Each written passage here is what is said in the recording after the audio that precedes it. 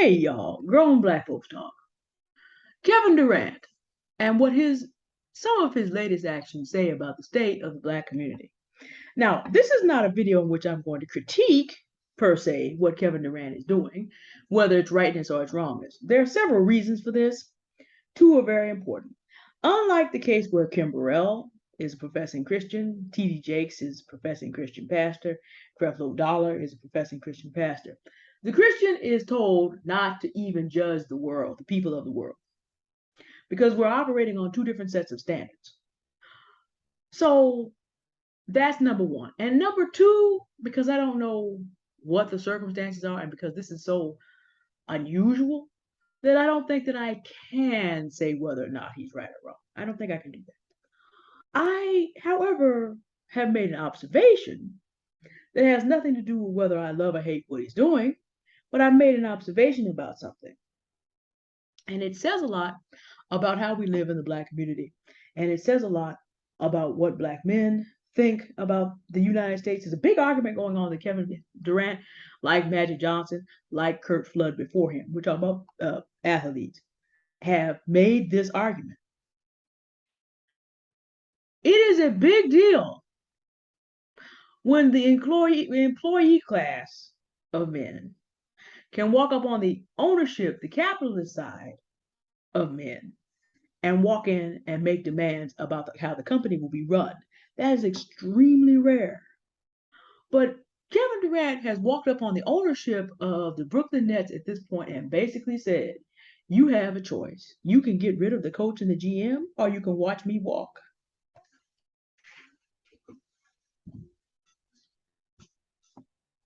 Everything in United States history says, what? That should not be possible. And a lot of the critique has to do with just that fact. But given that it is a black man, it is a unique argument. Kevin Durant is making the argument that I believe black men have with the entire United States of America. And the difference is he's actually doing it as a 33, still young, 33-year-old black man who has walked up on an owner and has basically said, you may be ownership class, but without my labor, your ownership is nothing. So I'm going to walk in here toe to toe, equal with you, and I'm going to open negotiations, and I'm going to give you a choice, and I'm going to give you consequences, toe to toe, man to man, because I can. My labor and that of athletes like me gives your ownership value. So we're going to do this man to man.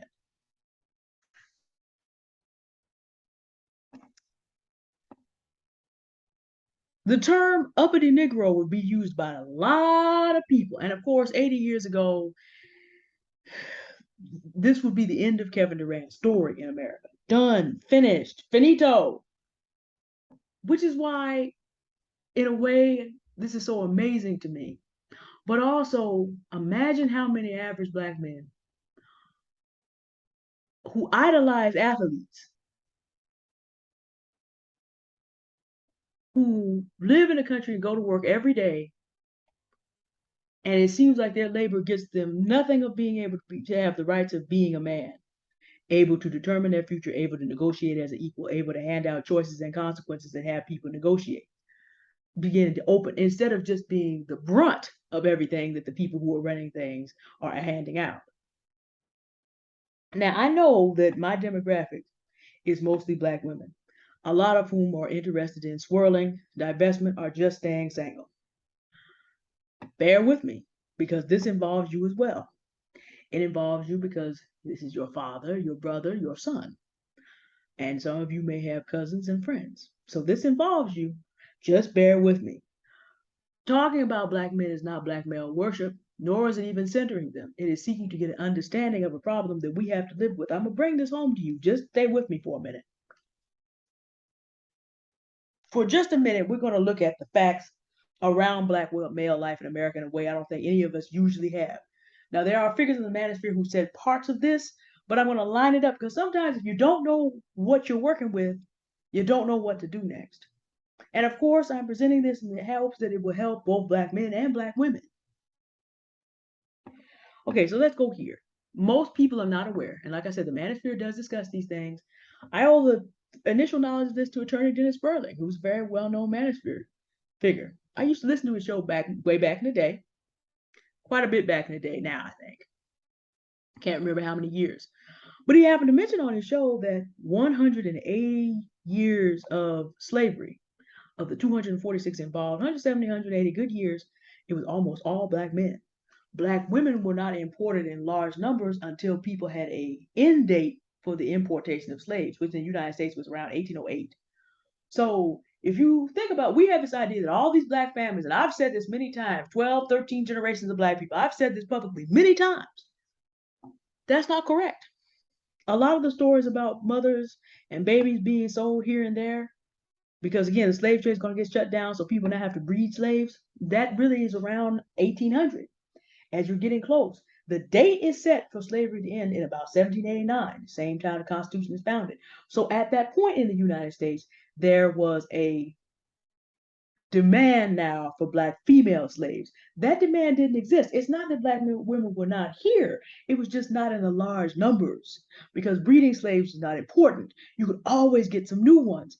So this means you don't have 9 generations or 180 years of slaves. The average lifespan of a slave was 7 years. And I remember having read that and not being able to figure it out because it's going to take longer than that for you to have all these children to be sold.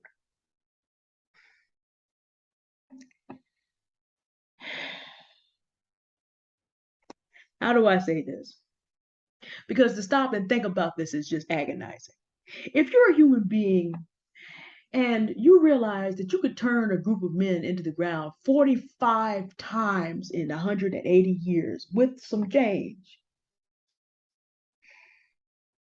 No, not 45 times. 25 times with some change. It messes with my math ability.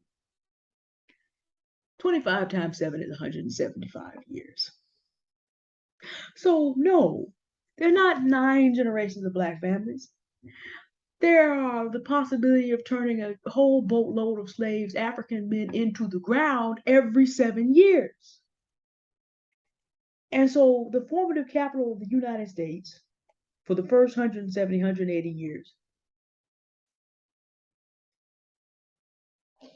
is largely done by turning men into the ground every 7 years because there's no need yet to breed. If you now understand the animosity between white men and black men a little bit differently, because for the first 180, it is black masters looking at their white masters looking at their middle-aged white wives who can't have children anymore, who are now looking at all these very well-endowed, tall, good-looking black men. And you have these stories of white men allowing their wives to go to bed with these black men and watching so he can get turned on. For the first 180, there's buck breaking as well. You don't get whole stories of whole black families being produced until much later. Thomas Jefferson and Sally Hemings. Thomas Jefferson wasn't president until 1800, 1803, I believe. He wasn't even the president yet because George Washington was there from 17 about the 1800s. That wasn't a story that happened in the 1750s. You don't even have that situation that early in general. So you understand the animosity between white men and black men in a different way because they watch their wives. The laws about white men and white women and black men have to do with the fact that there was almost all men and all these middle-aged white women were wanting a piece of the rock. And if you look at the behavior between white women and black men to this day, it is rooted very deeply in that time period. Also, if you think about black men and their desire to be able to have children, but not thinking as much about what happens afterwards, do you understand that for that first 180 years, these men were turned into the ground without issue, without legacy, without lineage? They were literally worked into the ground. Those men do not have descendants. And then when women began to be shipped in, there are plenty of stories about this. If you weren't picked to be a stud, well endowed, tall, handsome, over 6 feet tall, the biggest, tallest men on the plantation, you probably were not going to get a chance to have nope, nope, nope, nope, nope. Because masters bred slaves like cattle. They wanted big, strong characteristics. The reason that African Americans this day are physically so much stronger pound for pound than other people is because of this. Well, if you were 5'4" and you were a trim man, you got overlooked. Do you see how that continues to this day? Because not only were the little boys on the plantation noticing this, but also the little girls. Do you see a hangover today? If you know, men always complaining about they weren't born over 6 feet tall, and women are always going after the athletes. Now, actually, all races of people actually do this, but the sting of this, again, many men will continue to be churned into the ground, not allowed a lineage, not allowed a legacy, right down to the end. Because as long as masters had a choice on who bred and who didn't, and then to make sure that this was not done, castration was done. Masters had complete control over what slaves were allowed to have children and not. And again, you have all this bitterness of white men for that first 180 years where their wives were wanting everybody but them, too, which is why lynchings often involve mutilations. When you understand that was what was going on for the first 180 years. So all these men were ground into the earth, most of whom had no legacy or lineage. If you got the first 180 and there's not a lot of black women around, and then you're still not going to be allowed unless you had certain characteristics the master wanted to breed.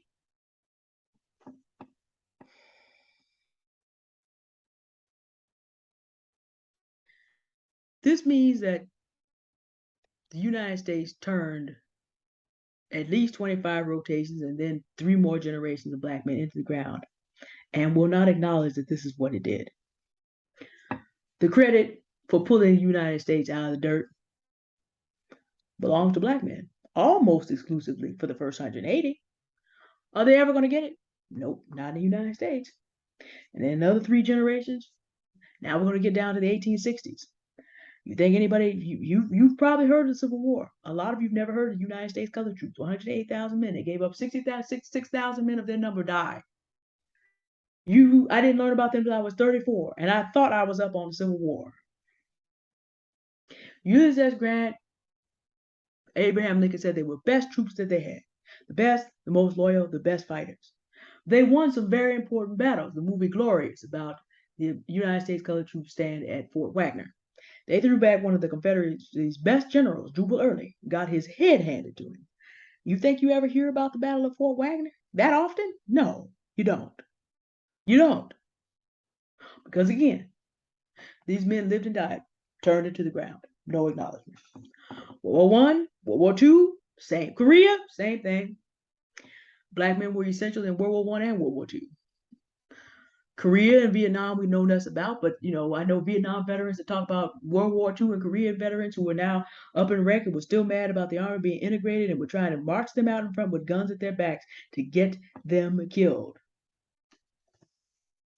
Is this talked about? All these black men who fought in these wars, you think they got the GI Bill? No, their labors turned into the ground. Kevin Durant is 33. I'm 41. Which means that I remember seeing boys his age when I was between, let's say, 12 and 14, being followed down the street by their angry mothers. And we all know this happens, ladies, so please do not feel the need to argue with me about it. We all know this happens. Do not go there with me in the comments. You ain't ish and your daddy ain't ish. So for this little boy, he has the worst possible situation. His existence is not enough for him to be loved. Assuming a 2-parent household, if his father is severely damaged, then that's not going to help him. If his mother loves him and she's trying to compensate for that, she may not be able to. If she's single and she loves him, she's got to work. She still may not be able to. And if she hates him, there truly is nowhere for him to go at all. Maybe there's a grandfather, there's usually a grandmother, maybe there's a grandfather, maybe there's an uncle. But he's also going to deal with the fact that my existence as a child is not enough. So then you begin to get a little bit older, you try to do things, but you're going to go to school where you have to pass tests and you have to make the grade for people that do not acknowledge that you exist. The model of a man does not exist. You go back home And the model of men that exist around you in media, you're being told you're constantly a criminal on the news. And then, because every time something major goes down, they hide the faces of white men, but they're going to put a black man right out there. The music that's in your community, the people on the corner that seem to have nice things, people wonder why you can raise a black boy in a good neighborhood and they still can get sucked in because the schools that they go to have no image of them as honorable men, even though the record from the founding to now shows that there should be. Eugene Goodman saved 1/6 of the republic by himself, by leading the mob, the insurrectionists, around him, around the Senate. Now, I happen to know because I saw this, because I've kind of been catching up on the Alex Jones case, that the parents in Sandy Hook, some of them are out there converting their experiences to being able to speak for $5,000 and $10,000. So they're able to convert the tragedy that happened at Sandy Hook into good money for them. They don't ever have to go back there if they don't want to. They can live anywhere in the United States and they can make plenty of money to do it. I'm not mad at it because they're trying to get the United States to get serious about protecting children in school. I don't have a problem with that at all. I have a problem with the fact that Eugene Goodman can never, ever, ever do this. Because for him to seek too much public honor is to invite his family to be destroyed. He has not talked much about the experience because whatever family members he may have, and himself, he can't travel the country and talk openly about his experiences. You think far-right groups that are mad at the FBI for raiding Mar-a-Lago are being, those groups being hard on the FBI. Imagine what they would do. Eugene Goodman is about my age. His parents may still be alive. He's been very close to the vest, so he may be married. He may have some kids. He will never be able to walk publicly. And even though Joe Biden did the right thing and made him the Congressional Medal of Honor winner, awarded him that, he goes back to work as Deputy Sergeant of Arms in the very same place where he has those terrible memories. He's not going to be able to convert that to 5,000 or 10,000 in speaking.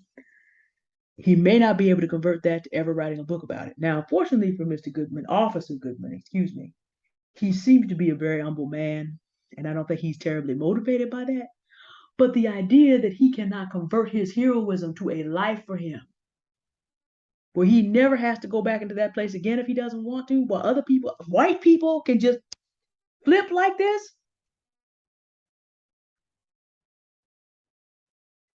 And remember, Kevin Durant can walk in on ownership. Eugene Goodman has that Medal of Honor. He earned that. Average black men can work every day for their entire life and will never even get close to having that much power in their lives. And if you look at this from a human perspective, when you look at the more serious voices in Save Yourself Black Man, SYSBM, getting up and going to work every day must be a little bit like Eugene Goodman going back to work at the Capitol. Because you keep having to go back to the place that keeps hurting you. Because this is that long argument that no matter how much good a black man does, no matter how much labor he provides, it's never going to be enough to allow the masses to stand toe-to-toe with other men. This is why Kevin Durant's case sticks out in that he is taking a massive chance. Now, Magic Johnson once pulled this off, but he was Magic Johnson. Curt Flood, Mr. Curt Flood, pulled this off and got free agency for athletes. It cost him his career, but he got the job done. So there's a precedent.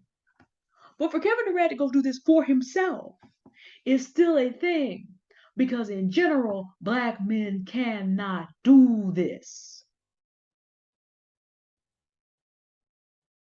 And there is very little possibility the United States will ever change enough.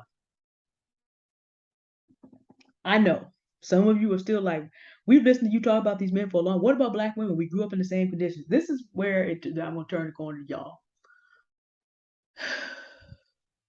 What about means that you are the candidate for the exact same thing that I'm going to say black men have to do to heal, because you're just as broken and messed up. But what I want you to understand is two things. Number one, Given what black men have collectively been through all down this line, the possibility of one being stable without having done serious work to get to that stability is small.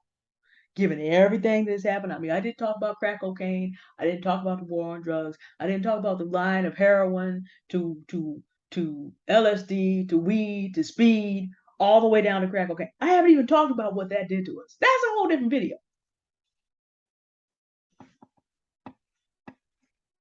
And how black men chose to participate in the selling, not the importation. That's a United States government thing, but in selling these drugs to their fellows. I can't get into that because everything that happened to us doesn't have to do with racism. Some of these mistakes we've made for ourselves. But do you understand how being emotionally stable, just the stuckness of no matter how hard you work, you cannot be a hero and be black? You cannot have the admiration of your country. You can, and then of course, and I should just add this on, ladies. Here's the other reason why black men of this who are stuck in this paradigm, have such a hard time with us having degrees. You know that if that school disrespected the black male image and we did well in it, the fact that we did well is a sign of our complicity. And the more education we get, the more complicit that they look, which is why they'd rather have a woman with less, who has not gone as far in the process, which is why they would rather go to a foreign country and find a woman that is not educated and sometimes it has no involvement in the process because they see us as complicit because we did well. We went along with the program. So black men look up at the world and see an entire country, including their sisters, who are programmed to not give them the admiration and respect that their collective record suggests that they should have. So here is the practical part. And everything I say that may be necessary for you to look in a black or in a black man, you need to look for in yourself as well. Because yes, we have maybe not as long an experience overall, but ours is horrific. To bear a child and have it sold away and for your man not to be able to protect you, yeah, that's a lot of the trouble that black women have with black men. And then white men play games with this because they can swoop in and provide and protect in ways that black men cannot. And the whole argument about divestment and the whole argument about swirling, at bottom, you're getting, if you go back, that's your ancestral roots. But let me keep it where it is for right now. If a man is living in an environment where he feels he can never find his way to respect no matter how well he does, he is inclined to be unstable unless he is seeking healing, unless he has worked on his personal traumas, unless he has disconnected himself from carrying the collective vicarious load. It would help if he has studied history and looked for the victory parts and modeled himself after that. It would help, but of course this was never taught, so not everybody is aware. It would help if he has done all those things and also has come to terms with the fact that his place in American consumerism does not define him. A strong faith tradition helps. Now, I'm of course a Christian, so I will be looking at for a devout Christian after the manner of my father. But on a temporal level, it would not be fair for me not to acknowledge that the Nation of Islam and that Islam itself has provided this for some black men, several. A strong faith tradition sometimes will help stabilize because it gives you an identity that is not defined by the United States of America. It goes above. And some people reconnect with their African roots, with their African history. There's a reason that black men talk so much about African figures from long ago, all the way back to the pharaohs of Egypt. There's a reason. Looking for an identity that is not dependent on a country that absolutely refuses to grant you the rights you should have as a man, given that your value has made everything living, everything worth having in the United States. Because remember, I told you, 25 generations of African men turned into the ground. And then another 2 generations of men turned into used as studs or not used as studs and turned into the ground. That's the truth. But this country is never going to provide it. So if you depend on the United States of America to feel like a man as a black man, you probably never will. So black men are looking for identity somewhere else, unless this man has settled his identity crisis. And this is sometimes why people have to leave. This is why black men seriously have to leave sometimes, and black women have to leave. You cannot always find your identity in the place which hurts you, like Eugene Goodman going back to work at the very place where he went through that. But unless this man has taken some steps to address all of this, he's not going to be able to be stable. Because what ends up happening is men have high needs for vindication, men have high needs to be compensated for their losses. And if he's not healed, guess what, Black woman? Now do you understand why we are having the trouble that we are having? As individual Black men want us to compensate them. And then when we can't, they wreak sometimes their vindication on us. Unless you're dealing with a Black man who is aware and is seeking healing and is making progress, 9 chances out of 10, you're going to struggle in this area. And some people are less stable than others. This is why you have these situations in 2022 in which men who have not been, their existence has not been affirmed anywhere since birth, are getting to the point that they're killing women and children and themselves. This is how you get to the point, even though I wasn't on the show, I know what happened where Black men are talking about, we're telling women they want to abort them to go ahead and do that. You get to these levels of, and you get to Black men who are proud of their failures because there's just nothing else there. I mean, a level of depression and despair, these men have broken. There have been men that have broken across American history. But you have people today who have accepted that bad is all they can ever be. Like little boys who are bad in class to get some kind of attention. There are men who are, I'm 41, there are men around and well past my age who have frozen into this because there's no point in their minds to try to be good. They are broken. You cannot do anything with a broken man. And a healed man cannot do anything with a broken woman. So that's why I say you need to be aware of the historical trauma and to be able to separate yourself from that. You need to find an identity that is not determined by your place in American consumer society. You need to work on your personal trauma and seek healing. I keep putting the same resources in the chat in the hopes that someone uses them. There are both Black male and Black female coaches at mymentor.life, founded by Mr. Tony Gaskins. And then BetterHelp. Just look through there till you find a therapist you can work with. Because until we address the brokenness and we address the major arguments that for the time being cannot be won with the United States and decide that we can do something different besides having, there's nothing dumber than having an argument with somebody who's determined not to listen to you. It's a waste of time and energy. But what do you do if you can't find it? Then you have to find another way to be whole. One of the reasons I have articulated this is because as Black women, I don't think we have a full understanding of what's going on. And I'm not sure I have a full understanding. I have, for those of you who are my male subscribers, if I'm off on this, I am willing to be corrected. But I'm making an attempt because I told you I know that there are men Kevin Durant's age who have never known the compassion or empathy, even from their moms. And for people to heal, they have to have a vision of what's on the other side that makes all that work worth it.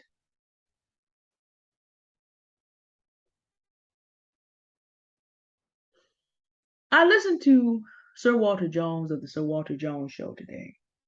Shout out to Sir Walter Jones, did a wonderful show about unstable men and characteristics to look for, and I'm going to tag him in this.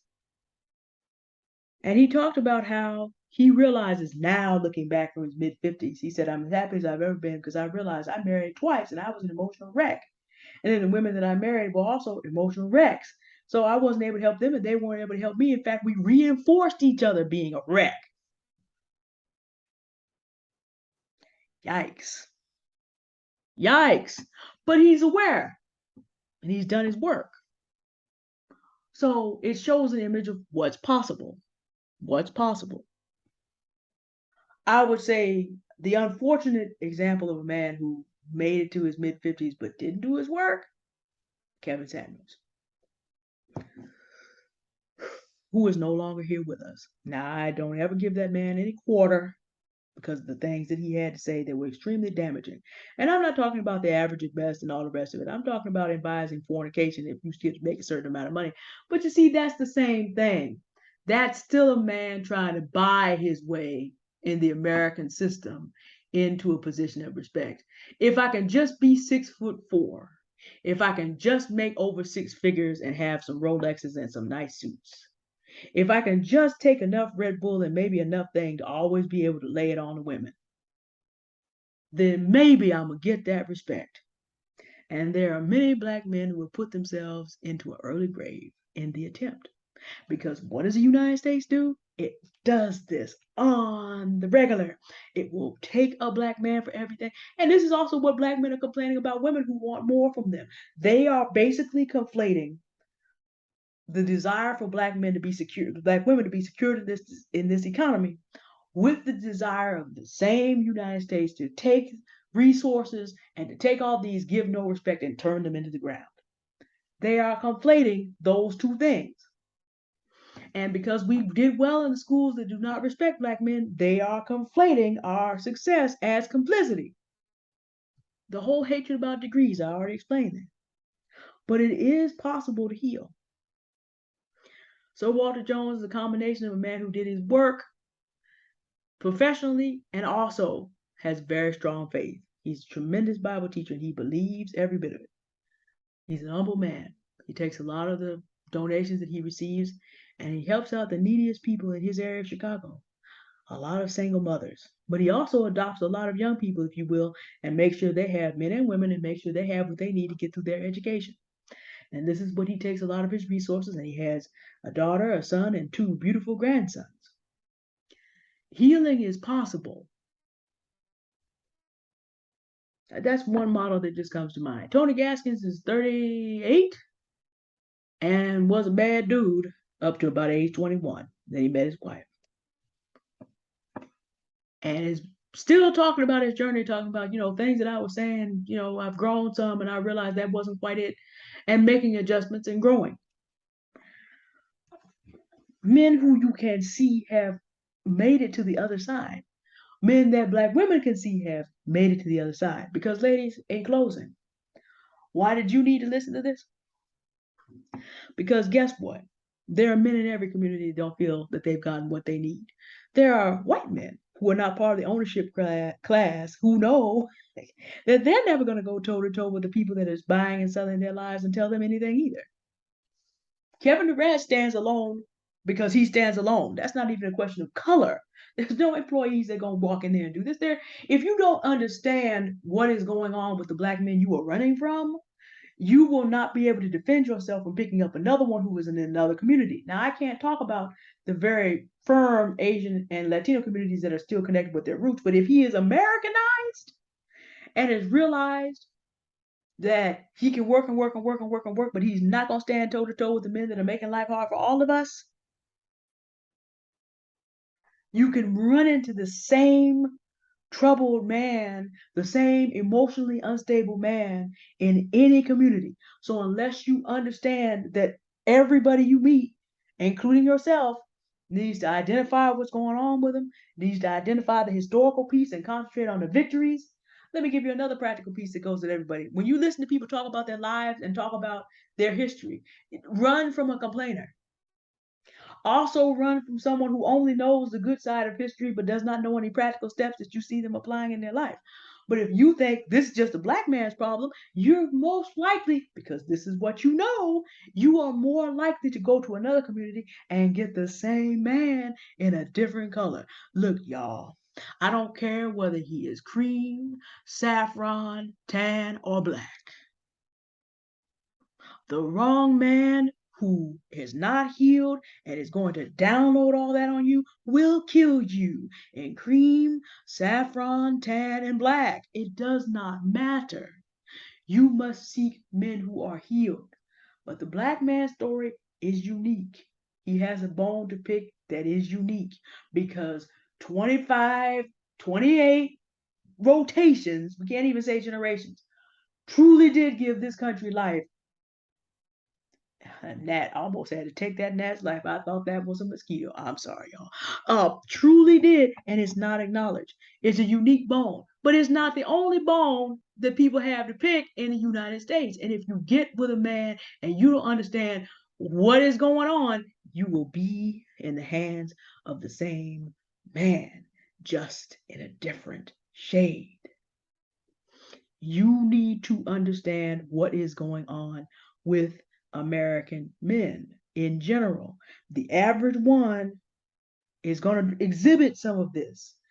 After you had, angry white men since who watched their parents be destroyed in the Great Recession, watched their parents turn to alcoholics, watched their fathers commit suicide, single mother homes over there too.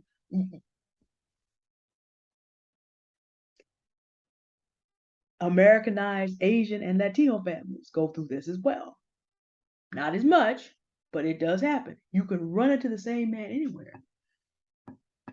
Which goes to the thing where I don't advise people listening to the manosphere on a regular, but being willing to listen to men tell their stories about their experiences and their how they felt about it is valuable, so that you can at the least be able to interact in a positive way with men as much as you need to. And at best, should you meet a man who is actually doing his best, but is going through this process of, I don't feel appreciated at work, I don't feel appreciated in the country, I want to love this woman, but I'm beginning to kind of download this onto her, how to defuse him from blowing a gasket, because some men just work themselves into the ground and die young. They are mature enough not to take it out on their wives, but they also feel like their wives don't understand and they can't confide it in her. So they take all that stress. Dr. Tia Johnson of the Honest Report and Dr. Tommy Curry, the man not, described this as John Henryism.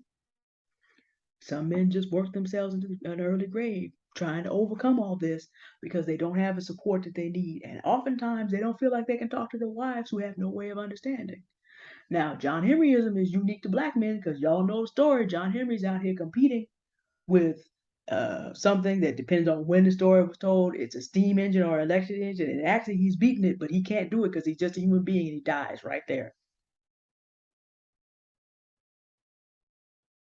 So even the good men who are not trying to be abusive are dying because the stress is too much. You need to know. You need to know so that your interactions can be safe for you and pleasant as possible, and that wherever else you go, you do not reproduce walking into exactly the same problem and still not having the skills because you have no way to understand. All right, you see why this video took a while? There was a lot of stuff I had to think out. A lot. Subscriber Train Pack who likes the longer videos, here's another one for you because we're looking at some big, grown conversations now. I have to do the counterbalance. Well, I'm going to put it in here. On Friday, there is going to be a celebration in San Francisco for a black man who built senior housing for the community. And a very big mural has been made so that every time people come onto the property, they will see him and understand who this man is. The skyline of the mid San Francisco is dominated by this beautiful golden building. You can see it from one of the tallest tourist attractions, Alamo Square. It dominates the skyline from the mid-north part of San Francisco. Before you get to downtown, there's no more prominent and beautiful building. And this is his legacy, and he is being recognized. It is the 50th anniversary. To tell you how black men sometimes feel in America, the Reverend Dr. D. Manning Jackson has gone home to be with the Lord 46 years ago. He is finally being recognized.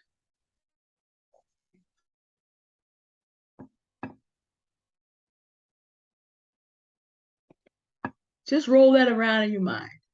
You can't even live long.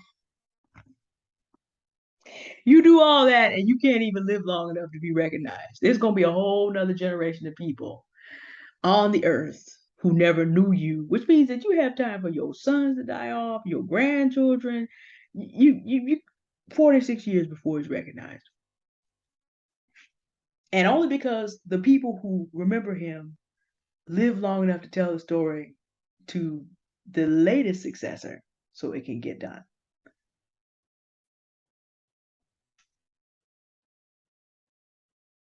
The life of Black men looking for the respect and admiration of their work epitomized. Does this mean we have to have all kinds of sympathy and go back to compensating Black men? No, but it's just for your understanding of how the other half endures so that you can live more understanding lives, look for signs of healing before getting involved, and also be aware of that going on in the United States of America to other men so that you don't run into trouble elsewhere. It's just so sometimes we just take a moment, observe what is happening around us, and get an understanding. All right. Y'all have a good day now. Thank you for listening. Goodbye.